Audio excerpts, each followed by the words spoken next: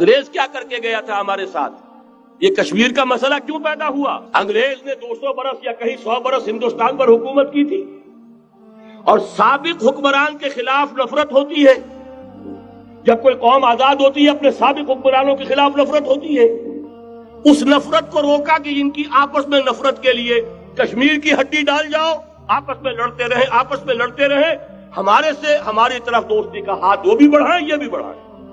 یہ بہت بڑی سازش تھی، ایسے ہی نہیں ہو گیا تھا، جان بوجھ کر مسئلہ پیدا کیا گیا کہ یہ پاکستانی بھی ہمارے دوست رہے، کامن ویلتھ میں رہے، یہ ہندوستان بھارت بھی ہمارا دوست رہے، کامن ویلتھ میں، آپس میں لڑیں، دشمنی کا جتنا جذبہ ہے وہ آپس میں طے کر لیں، باقی ہمارے لیے دوستی ہی دوستی رہ جائے۔ بین ہی یہ کام یہود نے کیا عیسائیوں کا، جو کہ حضور کے زمانے میں اقربہم مودۃ للذین آمنوا، جو قریب ترین تھے محبت کے اعتبار سے، جن کے قرب کی ایک مثال یہ ہے کہ نجاشی رحمہ اللہ ایمان لے آئے، جن کے قرب کی ایک مثال یہ ہے وہ وفد آیا تھا عیسائیوں کا، وَإِذَا سَمِعُوا مَا أُنزِلَ إِلَى الرَّسُولِ تَرَىٰ أَعْيُنَهُمْ تَفِيضُ مِنَ الدَّمْعِ، جب انہوں نے قرآن سنا ان کے آنکھوں سے آنسوؤں کی ندیاں روانہ ہو گئیں، جن کی ایک مثال یہ کہ مقوقس شاہ مصر، اس نے حضور کے ایلچی کا اعزاز کیا تھا اور وہاں سے ہدیے بھیجے تھے، جن کے قریب ہونے کی ایک نشانی یہ ہے کہ ہرقل چاہتا تھا کہ مسلمان ہو جائے، لیکن بس یہ کہ وہ حکومت اور سلطنت پاؤں کی بیڑی بن کر پڑی رہ گئی، چاہتا تھا پوری سلطنت مسلمان ہو جائے، جیسے کبھی پوری سلطنت عیسائی ہو گئی تھی کانسٹنٹائن کے زمانے میں، یہ کام ہو نہیں سکا، محروم رہ گیا۔ اس قدر قریب تھے یہ نصارہ محمد الرسول اللہ والذین معہ کے، لیکن یہ کہ آپ کو معلوم ہے 10ویں صدی عیسوی کے بعد سے وہ نفرت کا دھارا صلیبی جنگوں کی شکل میں عالم اسلام پر ٹوٹ پڑا، اور اس کے بعد حال ہی میں جو فتح انہوں نے حاصل کی، نوٹ کر لیجئے کہ جہاں تک پروٹیسٹنٹ مذہب کا تعلق ہے وہ تو پہلے سے ان کی جیب میں تھا۔ یہ ویسٹ کا لفظ آپ نے پڑھا ہوگا اور اخبارات میں آتا رہا، خلیج کی جنگ کے دوران ویسٹ ایک تو کہتے ہیں یہ بھیڑ جو کاٹ جاتی ہے منہ سوج جاتا ہے، ایک ویسٹ مخفف ہے، وائٹ اینگلو سیکسن پروٹیسٹنٹس، سب سے پہلے یہود نے انہیں شکار کیا، اپنا اعلی کار بنایا۔ یہی وجہ ہے آپ کو معلوم ہے 1917 میں انگریزوں کے ذریعے سے انہیں یہ اجازت ملی کہ فلسطین میں زمینیں بھی خرید سکتے ہیں، جائیدادیں بھی خرید سکتے ہیں۔ بالفور ڈیکلریشن، انگلستان کا وزیر خارجہ تھا جس نے کہ یہ اجازت دلوائی ہے، ورنہ یہ کہ خلافت عثمانیہ جب تک قائم رہی ہے،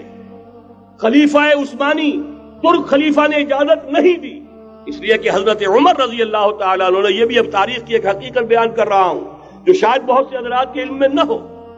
کہ جب یروشلم کے عیسائیوں نے سرنڈر کیا ہے یروشلم، حضرت عمر آئے ہیں، تشریف لائے ہیں مدینہ منورہ سے چارج لینے کے لیے، اس وقت جو ٹریٹی لکھی گئی ہے، جو معاہدہ ہوا ہے، اس میں وہاں کے یہودیوں، یہاں کے عیسائیوں نے طے کرایا تھا کہ یہاں آپ یہودیوں کو آباد ہونے کی اجازت نہیں دیں گے۔ یہودی آ سکتا ہے، زیارت کر سکتا ہے، اپنے مقامات مقدسہ کو آ کر دیکھ سکتا ہے، یہاں آباد نہیں ہو سکتا۔ اور یہ کون شرط رکھ رہا ہے؟ عیسائی۔ اس وقت تک عیسائیوں کی دشمنی یہودیوں کے ساتھ اس درجے میں تھی، اور یہی حضرت عمر رضی اللہ تعالیٰ عنہ کی وہ شرط تھی کہ سلاطین عثمانیہ، خلفاء عثمانیہ نے بھی، حالانکہ یہودیوں نے بڑی سے بڑی رشوت دینے کی کوشش کی ہے، سلطان عبد الحمید خان کو یوں سمجھیے کہ سیم و زر سے خریدنے کی کوشش کی ہے، لیکن اس کے باوجود ان کا کہ جو فیصلہ حضرت عمر کر گئے تھے، جو کمٹمنٹ رضی اللہ تعالی عنہ ان کی ہے، میں اس سے سرے منہ انحراف نہیں کر سکتا۔ اصل میں اسی کی تو صدا ہے جو فری میسنری کے ذریعے سے خلافت کا خاتمہ کرایا گیا، کہ یہی سب سے بڑی رکاوٹ ہے۔ اگر خلافت ختم نہ ہوتی اور اگر کہیں جہاد کا اعلان خلیفہ عثمانی کی طرف سے ہو گیا ہوتا تو یہ کہی تھی بات، جب حضرت شیخ الہند رحمۃ اللہ علیہ جب یہ اسیری میں تھے مالٹا میں، تو وہاں کا انگریز کمانڈنٹ، اس نے چونکہ وہ کچھ مرید ہو گیا تھا یا کم سے کم عقیدت مند ہو گیا تھا، ایک روز حضرت شیخ الہند نے ان سے سوال کیا، اس شخص سے، کہ آپ لوگ ہماری خلافت کے پیچھے کیوں پڑے ہوئے؟ یہ تو بیمار، تم خود کہتے ہو یورپ کا مرد بیمار ترکی، آپ کو کیا ڈر ہے اس سے؟ آپ کیوں اس بیچاری خلافت کے در پہ ہیں؟ اس شخص نے جواب دیا تھا، مولانا اتنے بھول پن کے ساتھ بات نہ کیجئے، ہم بھی جانتے ہیں، آپ بھی جانتے ہیں اگر کہیں خلافت عثمانیہ کی طرف سے جہاد کا اعلان ہو گیا تو پورے عالم اسلام سے لاکھوں مسلمان اپنے سروں سے کفن باندھ کر نکل آئیں گے۔ آج اس گئے گزرے دور میں بھی اس کمزور اور یوں سمجھیے کہ نام نہاد خلافت کے اندر اتنی جان ہے، اتنی طاقت، لہذا اس کو ختم کیا گیا۔ اور ختم کرایا گیا کن کے ذریعے سے؟ وہ جو مسلمان کہلاتے ہیں تھے فری میسن، مصطفیٰ کمال پاشا فری میسن، اور اس کے ذریعے سے انہوں نے سارے کام جو کروائے وہ در حقیقت اپنی سازشوں کے ذریعے سے اور مسلمانوں کو استعمال کر کے کروائے۔ بہرحال بات لمبی ہو رہی ہے۔ پہلی بات تو یہ ہے کہ وہی نقشہ اس وقت کا آج بھی ہے جہاں تک یہودیوں کا تعلق ہے، لیکن فرق یہ واقع ہو گیا کہ اس وقت عیسائی یہودیوں کے تابع نہیں تھے، بلکہ عیسائیوں اور یہودیوں کے مابین دشمنی تھی۔